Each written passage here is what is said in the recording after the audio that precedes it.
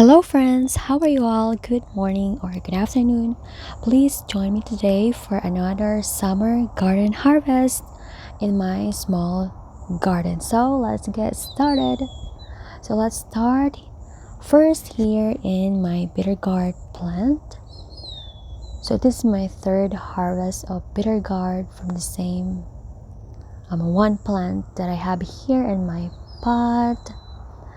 So let's cut one here, this time using scissor, and then I have some more here around. Oh, look at this one. This one is a little bit curly. I don't know what happened. I think it's kind of funny shape. And here I have one here. I let this get ripe intentionally because I want to keep the seed for planting for the next time or next season. And let's move on here. I still have some here on this other side. So I plan to plant another kind of gourd here. So after this, I'll remove the bitter gourd plant. Let's harvest this one as well. There you go. Bitter gourd is really one of the healthiest vegetable that you can grow in a small space garden. And now I'm just gonna grab some tomatoes. Still have some jar tomatoes here. These are wild jar tomatoes. Let's grab some more as well. And let's go now here to my bottle gourd. Let's harvest this one.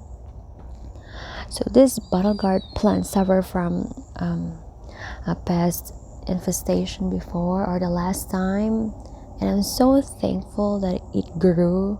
There were some punctured. I believe it is because of the sucking insect. That is why. And now let's move on here to my eggplant. This one I experimented it in the ground, and this is what we call a little finger eggplant. This is an organic little finger eggplant, very beautiful, lovely color, dark purple skin, and actually I like it better than the round or the very large one. It is because the skin is not so chewy. It is really very soft, especially if you can harvest that early or you don't want to wait until the skin is very tough already. And now I'm gonna show you here. This is my first time growing a lunchbox snacking pepper. I have some few here. These are really sweet and cute. I'm really fond of growing cute vegetables, but yes, this is a snacking lunchbox pepper, and I have some greens here, still some young ones, so I'm gonna wait for it to get ripe. Actually, I made a new bed with peppers, tomatoes, basil together. And then let's move on here and my sweet banana pepper. I'll grab some few here because there is still some sweet banana pepper here. These are really good. Actually, I tried eating raw. I mean, I couldn't believe it. I thought I have to cook it at first, but then I tried eating it. It really reminds me of bell pepper. So here, these are my very cute vegetable. Look at the color, deep and light colors. Now let's move on here to the other side of the garden. I have here some moringa. Moringa, we call it also Moringa aloe vera or malunggay in the Philippines. This kind of vegetable is really very heat tolerant. I mean, you don't need to water them as often, but this time, since I plant them in pots, But since I planted them in pots, this moringa needs to water at least once a day during summer. And look at this beautiful green leaves. Actually guys, I love to cook it in coconut milk, throw them some in the soup or stews, and this is really very healthy. You can cook it similar to spinach, and it doesn't bother so much by insect. Here where I live in Florida, since the climate is a little bit temperate, or during summer it's really pretty hot, it can tolerate the heat, but I don't think it can tolerate the frost. So this is really very productive. And since I don't have enough space and I did not plant it yet in the ground, I noticed that it's just like a one stem plant.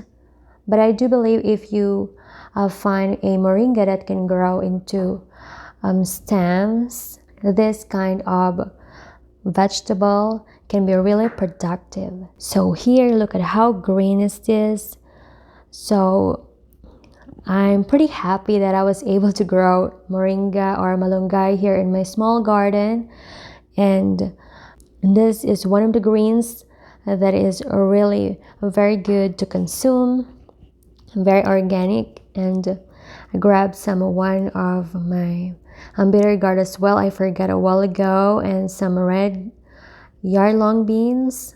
I still have some left over, but and try to prune them so they will bounce back. So what I did is that I tried to remove the leaves of the moringa and then cook them in coconut milk along with bitter gourd and string beans.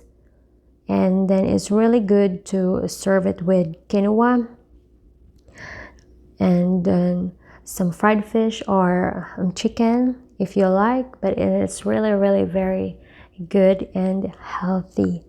And I still have here, this is my water spinach. It is really a very productive and prolific vegetable as well, because it doesn't have spray a lot of pesticide. It really doesn't bother about so many insects, and because of its leafy greens, it is called also like a poor man's cabbage. In Philippines we call it as kangkong.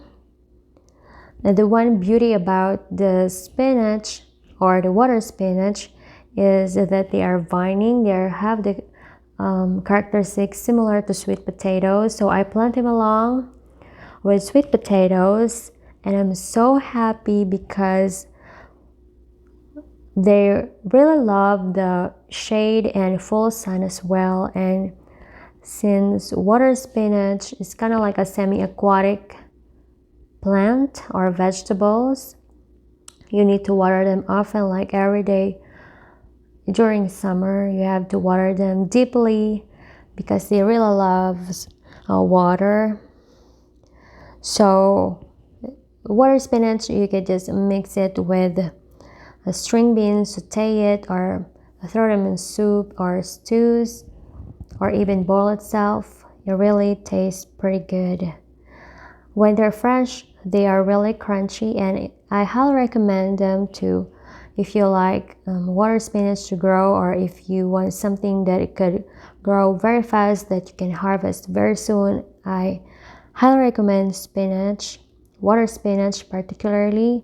All you just have to do is snip the tip or the tops. That's the part that you want to eat. And actually I experimented with one taro at the very back part, and it grows pretty well with taro since taro loves water as well. And here we go guys. Thank you for joining me today for harvesting my vegetables in my small garden. I hope you enjoy it, and I'm still looking forward to harvest more vegetables with you soon. Thank you for watching, and if you are looking for more vegetables that could grow in a small space, I have a whole playlist for you there. You can check it out if you want to. And that's all for now. I'll see you again next time. Happy gardening and bye!